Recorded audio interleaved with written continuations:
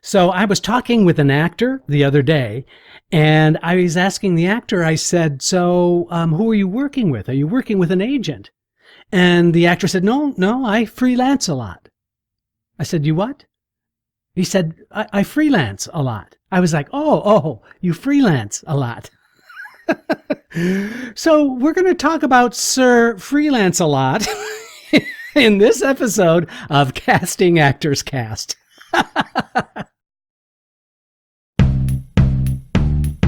Welcome to Casting Actors Cast. It's the podcast for actors in the business of show. Here is your host, Jeffrey Dreisbach. Well, hello and welcome to this episode of Casting Actors Cast. How are you? I'm Jeffrey Dreisbach, casting director with McCorkle Casting in New York. Hope you're having a really, really good day. If you're a new listener to Casting Actors Cast, welcome on board. Come join this wonderful community of actors who are participating in this kind of cool experiment called Casting Actors Cast, the podcast for actors from a casting director. Also, if you're new, I want you to know that you can go to the website, castingactorscast.com, all one word, and you can find some freebies there. You can find a free downloadable PDF book called Conversation Pieces Out of the Studio, the voiceover workshop for professional actors. That's absolutely free of charge. Also, please, if you've been a listener of Casting Actors Cast, and I know you're out there, we're well into 16,000 plus downloads of the podcasts, and I couldn't be more grateful to you for that. But I am going to ask you a favor. If you are a regular listener, if you've listened a few times and you like what you're hearing, maybe there's been some valuable information there, maybe there's been that one tip that maybe made a difference in your day, then I really implore you to go to iTunes or YouTube, the Casting Actors Cast channel on YouTube, because we're also simulcasting this as a podio, a podcast video. I would really love it if you could do a thumbs up, if you could subscribe, especially on iTunes. I'm really trying to get my numbers up there so that more and more people can take advantage of the information that I'm trying to provide. Finally, if you go to the website, castingactorscast.com, there's a place where you can contribute to this show by with Patreon, and you click on the Patreon, it'll take you to a page and you can become a member and you can support this channel. If it's done some good for you, then please feel free to click on support. I'm not asking for tons of money here. I am asking for you to consider if there's been something that's been helpful to you, maybe you want to kind of give back by supporting the Patreon. I call it the Patreon. I don't know if that's really like the right way to say that or not, but I will tell you that I am trying to improve the equipment. All of this is being done on my own. I don't use any of the casting office's equipment to do any of these recordings or anything like that. This is all my own stuff, and I want to keep it that way. I kind of appreciate having that separation. There's no conflict of interest there. But I also would like to let you know that in addition to wanting to get better equipment and better quality production and better information for you, I also am taking a portion of the proceeds from Patreon and I'm giving that to Actors Equity Association Equity Fights AIDS. So there's a really good cause involved too. So for any amount of money that you can give me, a portion of that will definitely be going to Equity Fights AIDS, helping out actors who might be afflicted with this terrible disease. So that's all the promotional stuff I have to share with you. Let's get right to it, shall we? So freelance a lot.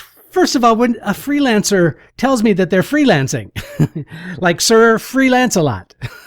Yes, I'm a freelancer. I think it's important that we define what that is. And well, let's take a look at the freelance life.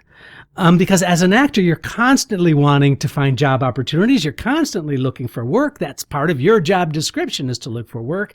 And there's a kind of very specific personality trait that I see in those people who are successful freelancers. And I want to share that with those of you who are freelancing. Maybe there are some tips here that can help you in your business. If you're not freelancing, if you are with an agent, then maybe you might want to think about some of those things that are within your control that you might want to kind of take back. Instead of giving all of your career to an agent who might be helping you, you might want to take back a little of those choices for yourself. So I'm not telling you to drop your agent. I am saying that there are some additional purposes to being a freelancer that you might not have thought of. So let's get started with some of those, shall we? So what does it really mean to be a freelancer? Well, first and foremost, it really means that you are not being represented with one agent. So freelancers oftentimes will have 2, 3, maybe 4 agents at a time. And that means that they're not signed with those agents. They don't have an obligation to those agents in terms of a contract, but they are there to let agents know that if a job or an opportunity comes through that particular agent, then that actor will act upon that, so to speak, pun intended, and they will be obligated to that agent for the 10%. Usually it's 10% of what you make to that agent because they helped you get the job. That makes sense. Now, sometimes a freelancer will have different areas that they freelance with different agents in or with. For example, there may be a voiceover agency that is working with that actor strictly on voiceover auditions or opportunities that are out there. So that agent will call the actor and say, I have an appointment for you for this particular date and time, and that actor will go to the audition and they may or may not book the job. Or with freelancing now, with a voiceover agent means that you have your own studio pretty much, that you can go ahead and do some submitting to some of those jobs through that agency. So that's what a freelancer means in terms of being specific areas. So you might be freelancing with a film and television agent, or you might be freelancing with a theater agent. It all depends on who you've met and how you want to structure your own work output. So that's what freelancing means. But it really also refers to, in addition to having several agents or more than one, maybe just one agent that you're freelancing with, it doesn't really matter. It's still you are a freelancer. And that is that there's a component of being self-managed, that you are managing your own work. And that has some amazing benefits, but it also has some drawbacks. That's why we're talking about this today. The way to think about it is that you are your own personal contractor. As I've said before, that you are the CEO of your own company. And that means that you are in charge of every aspect of what it is to being an actor. So you're in charge of the marketing. You're in charge of auditioning. You're in charge of all of the tools that the actor needs at their disposal. You're in charge of getting yourself out there for auditions, for classes, all of those things that can help you in your career goals. And so being a general contractor means, in essence, you're kind of hiring yourself. And you're getting yourself out there through your own work, through your own choices, and for your own checklist of items that you are trying to accomplish. So there are some issues, I think, in being a freelancer. And let's talk about a few of those negative issues. And if you are freelancing, maybe you can identify with some of these. By the way, I would love to hear your experience while being a freelance actor. But there are some issues. Suffice it to say that, in my view, there's quite a bit of additional stress being a freelance actor, because you are sort of the one-man band and you are in charge of all of these aspects. You're constantly looking for work. You're signing up for classes. You're taking care of yourself personally. You're doing all of the things that you need to do. Those lists of things that you need to accomplish as a freelancer can get rather stressful. You can stress out about money. You can stress out about relationships. You can stress out about, making ends meet, that you have a financial stream that's coming in that can help support your being a personal contractor. And that can raise your stress level up big time. For those of you who can't see me that are listening to this, I just kind of did my own arm thing that showed like a meter going. Never mind. It doesn't really matter. So that's one aspect of doing it. The other aspect is the isolation factor. Many times I know firsthand when I first started acting is that isolation was something that was really easy for me to fall into. Feel like I'm doing this all by myself. I'm going it alone. And that's a really challenging place to continue to work your way out of, because it is such a social business. It depends on relationships. It depends on networking. It depends on continuing to be forward thinking. And oftentimes we find ourselves when we're working so hard and we have this additional stress factor because we are freelancing, there is a tendency to kind of pull ourselves in, sort of isolate ourselves from the rest of the community. And we'll talk about how to address that in just a minute. So those are some challenges. The other challenge I think that bears talking about is the constant fluidity of being a freelancer. That means the relationship that you have with one agent for theater, for example, that might be a fluid situation where the relationship isn't quite as strong as the other theater agent that you're freelancing with, and how you're sort of managing these two different inputs for job opportunities can not only be stressful, but it's always going to be fluid. That your relationship can get stronger with certain agents as you continue to go out and get good feedback and or book jobs. On the other hand, you maybe want this other agency because they're a larger agency or they're getting job opportunities that this other agent isn't getting. And so maybe that relationship needs to be developed. So it's constantly in a fluid state, or as they say, a state of flux. I love that. You know what flux is, don't you? I mean, a plumber would put flux on when they're joining two pipes together. And the flux helps the joint. When you put the two things together, it sort of takes the solder and it makes a really good clean seal on the copper joints. Did you know that? I just happen to know that. So a state of flux, meaning that you really want this to be a fluid situation that connects really, really well. That's the metaphor for that, I think, anyway. Tell me if I'm wrong. Let me know. So you're always moving. So there are qualities that I see in really successful freelancers that I want to share with you. These qualities are things or in their personality or in their way of doing that makes them very, very successful. Let's talk about a few of them. One is that, from my experience, freelancers are extremely well organized. So are you extremely well organized? Ask yourself that question. Be honest with yourself. If you're extremely well organized, in other words, you can compartmentalize each of these areas in such a way that you can address them with full attention and focus and then move on to the next, so that any additional outside input, you can suddenly categorize and put these in the right category and be clear about how to deal with each of those areas. So if you're an extremely well-organized person, then being a freelancer is probably a really good thing for you to be doing right now. Now, that's not to say that you'll be freelancing for the rest of your life. Ultimately, as an actor, it just kind of makes sense that you're eventually going to have people who are going to represent you in some of these areas. So stay open to that idea. But there are many, many actors who are really successful freelancers, and the component that they share with each other is that they are very, very well organized.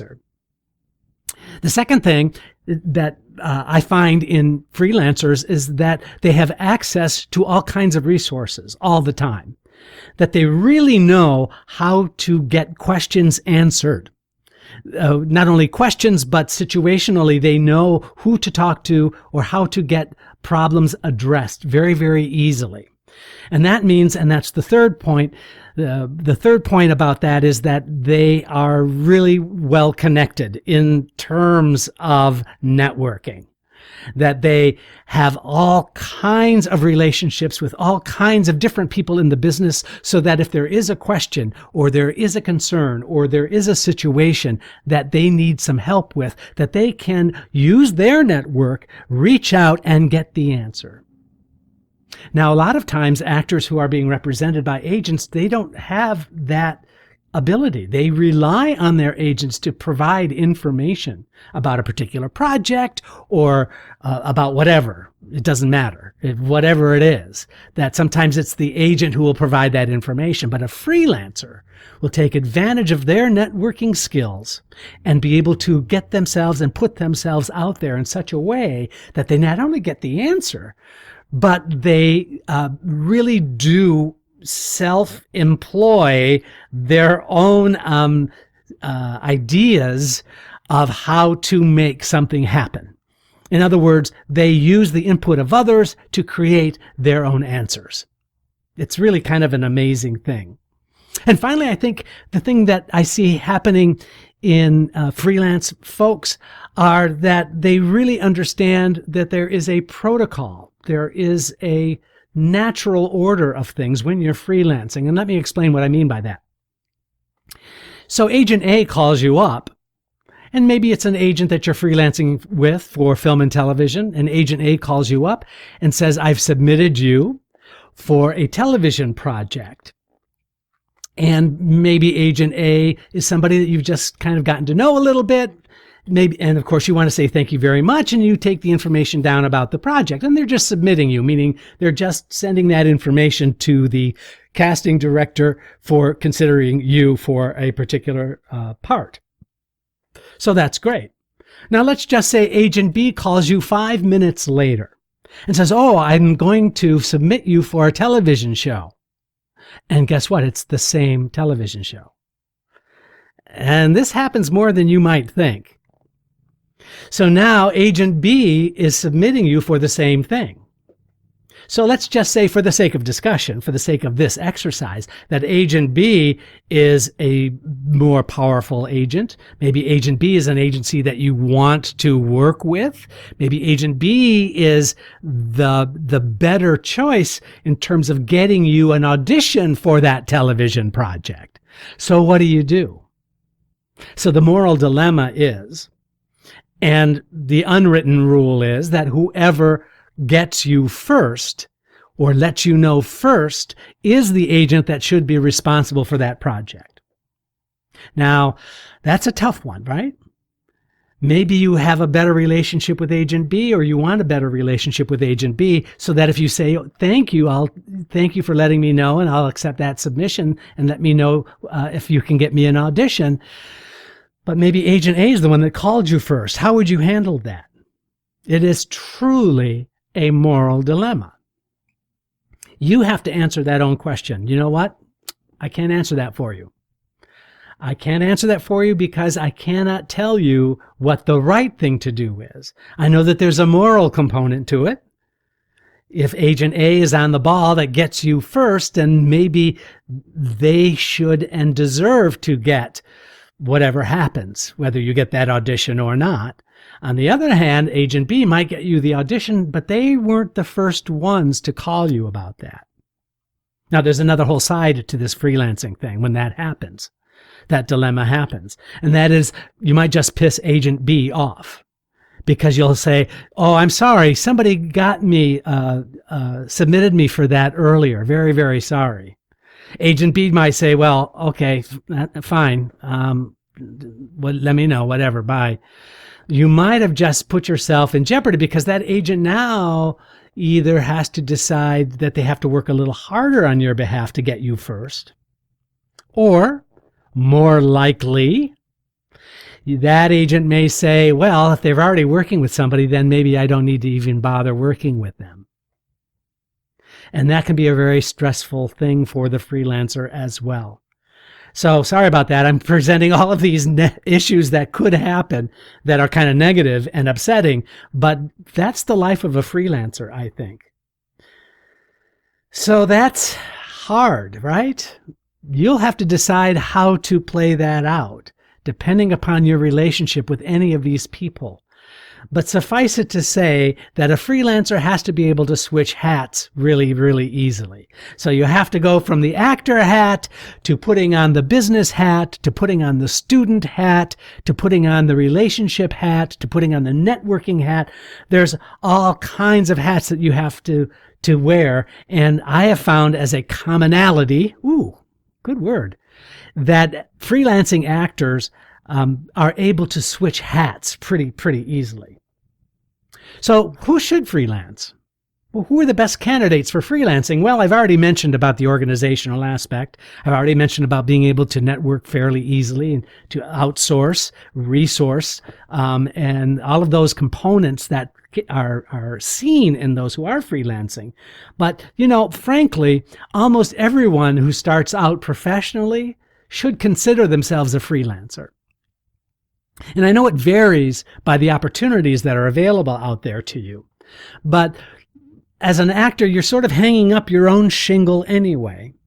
And I think that there's really great value in freelancing for a while as a sort of normal course of things. And here's why. When you are freelancing and you are the CEO of your own company, you understand all of these areas and all of these components so much better than those people who might get an agent very, very quickly in their career and omit having to learn some of these self-employment freelance elements. So I'm not saying that getting an agent interested in signing you right away is a bad thing, far from it. But I am saying that actor that goes right away into an agency and makes a commitment to that agency, and that agency hopefully makes a commitment to that actor, that they're missing out on other components that can really make a valuable career, or a career that lasts a long time, because you've had experience in each of those elements. I also think that anybody who is very good at multitasking, who can juggle several balls in the air at a time, would make a really good freelancer as well. Now, if you're not a good multitasker, if it's hard for you to keep track of 5 or 6 different things at a time, then you might feel that you're struggling with being a freelancer. Is that you? Is that something you're going through? If it is, what can you do about that? Part of it is just the discipline of organization. Part of it is compartmentalizing. When you compartmentalize each of these projects or each of these elements that are difficult for you, if you put them in their own mental box and then take that box down and work with it as you need it, it becomes a little bit easier that you've provided a structure. Even though you're a creative person, having a structure in place, and I've said this many times before, really does help that creative person. It's not restricting. It's not saying if I compartmentalize it, I'm not going to be free to explore the creative process. That's nonsense. What you're doing when you compartmentalize is that you're putting each one in a category or in its own little contained area so that you can give it its full attention.